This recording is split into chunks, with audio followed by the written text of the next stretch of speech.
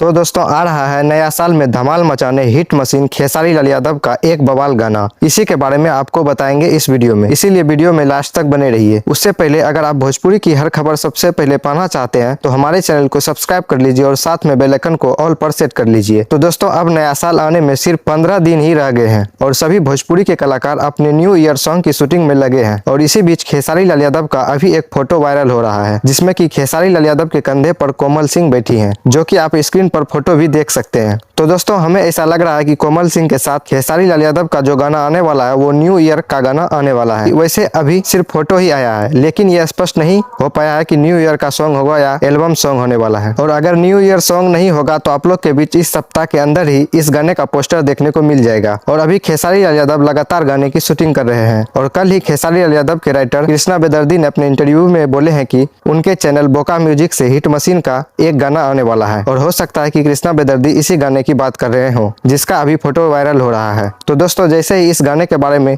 और कोई भी अपडेट आता है तो आपको हमारे चैनल पर उसके बारे में बता देंगे। और आपको बता दें कि कल ही खेसारी लाल यादव के नए फिल्म का शुभ मुहूर्त हुआ है, जिसका अपडेट आप लोग को वीडियो बनाकर देने वाले हैं। तो दोस्तों अगर आपको खेसारी लाल यादव का यह अपडेट अच्छा लगा हो तो वीडियो को लाइक और चैनल को सब्सक्राइब कर लीजिए। मिलते हैं अगली वीडियो में, तब तक के लिए धन्यवाद।